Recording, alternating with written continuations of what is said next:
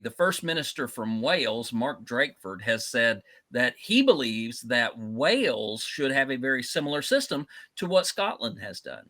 And so, if Mm. Scotland and Wales get together and they start pushing for gender recognition, this is going to press on the British, the UK, essentially, having two of its underling countries pushing back on them and saying, we want to pass this. What are you going to do about it? So Scotland and Wales are setting us up for what could be, according to some, a constitutional conflict.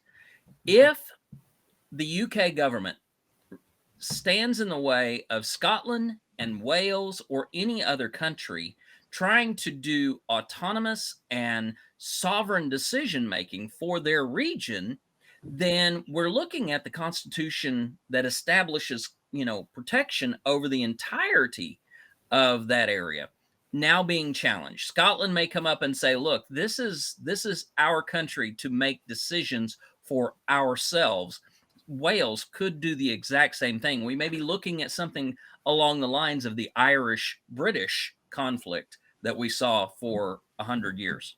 Well, and that's still going to be fired up because that was something that we covered in the past, was that Ireland is looking to follow suit on this policy as well. So, yeah, it'll be interesting if it is 3 against 1, especially, considering the whole Brexit thing we recently went through. Mhm. And one of the big hot button issues in that was, whether I think it was Scotland again wanted to stay part of the European Union. Yes. And so there was that kind of a little bit of a tension there. If this sort of adds to that and exacerbates that, then we might see them rejoin the European Union and leave England behind, because it's like, yeah, you're not going to be able to tell us what to do.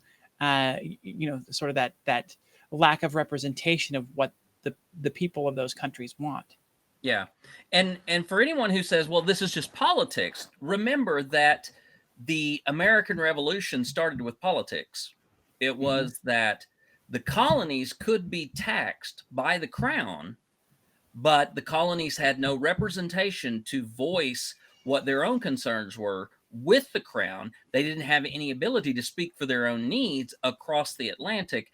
And so the American Revolution started on that principle that we're dealing with right now. If it is an extension of the crown, but at the same time the crown is not going to allow them to work as an autonomous sovereignty with under the crown's supervision, then we are looking at potential. And I was joking around and saying, wouldn't it be crazy if the existence of transgender people caused a civil war in the UK? And that's worst case scenario, but that's what we are looking at. Ireland and England went back and forth over who had the right, who had the sovereignty in that area.